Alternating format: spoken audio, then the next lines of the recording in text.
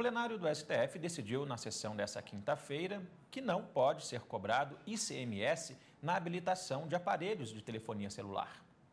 Os ministros julgaram um recurso extraordinário que questionava a cobrança de ICMS para serviços de habilitação de telefonia celular.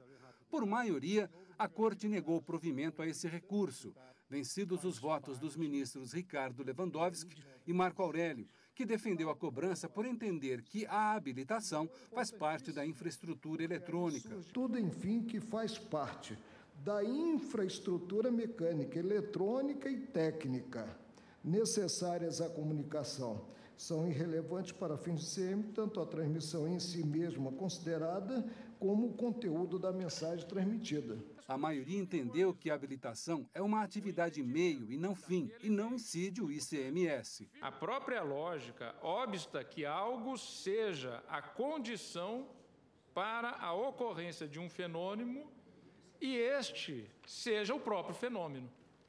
Aquilo que é condição para a ocorrência de um outro fenômeno não é o próprio fenômeno.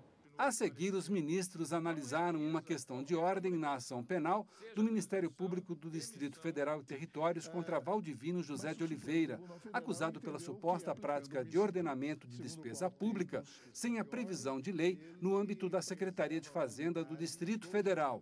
A questão era saber se, mesmo depois de assumir o cargo de deputado federal, o TJDFT teria competência para finalizar o julgamento antes da diplomação.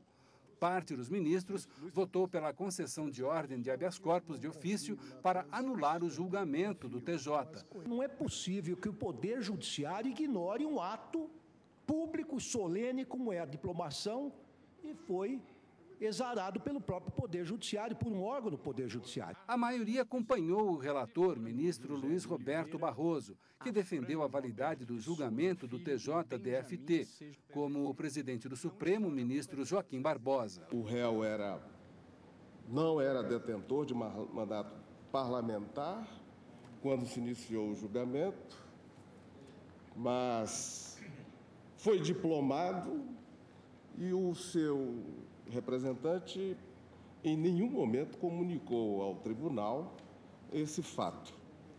Procedeu, portanto, com deslealdade e eu chamo atenção para uma regra muito conhecida, não é? Nenhuma das partes pode arguir uma nulidade a que haja dado ela mesma uma causa ou para a qual ela tenha concorrido. Na segunda parte da sessão, a Corte analisou uma denúncia de arregimentação de eleitor ou propaganda de boca de urna. Um candidato a deputado federal apareceu no local de votação com adesivos da própria campanha e assim cumprimentou vários eleitores e mesários. Por falta de prova, ele foi absolvido por unanimidade. Olá, boa tarde a todos. Na sessão de ontem, os ministros também analisaram uma ação penal contra o senador Lindbergh Farias, do PT do Rio de Janeiro. Ele foi acusado pelo Ministério Público Fluminense por ter praticado crime de desobediência.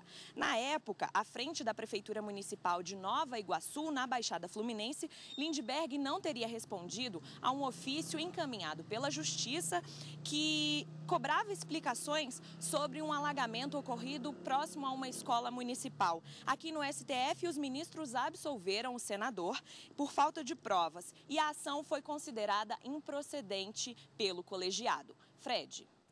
Obrigado, Daniela, pelas informações.